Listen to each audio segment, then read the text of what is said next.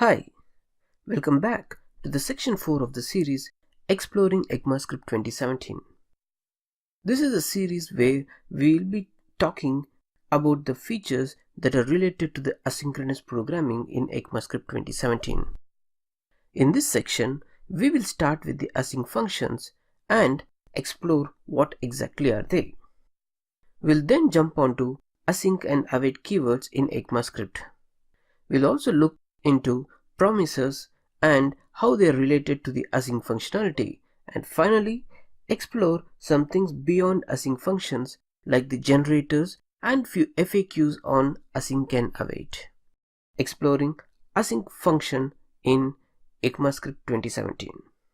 In this video, we'll be looking at what exactly is async in ECMAScript 2017 and then quickly jump onto the async variants in ECMAScript 2017. We will then look into the async and promise. Async functions in ECMAScript 2017 was a feature proposed by one of the TC39 committee member, Brian Terslan. Before getting into the async keyword, it is important to understand what exactly is the synchronous code and how it is different from the asynchronous code.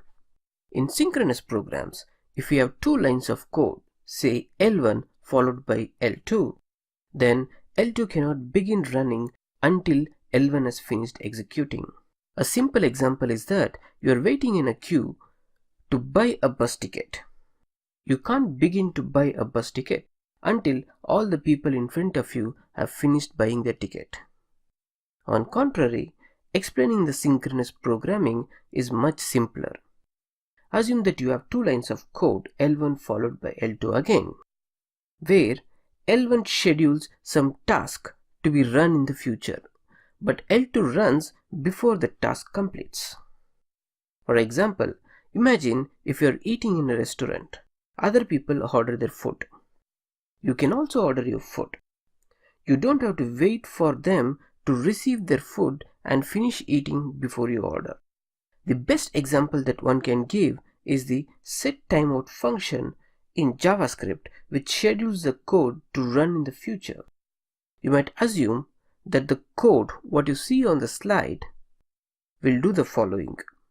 Say hi, do nothing for 2 seconds, say bye, and then say hi again. But it does things asynchronously. That is, you will see the result, say hi again, do nothing for 2 seconds, and then say bye.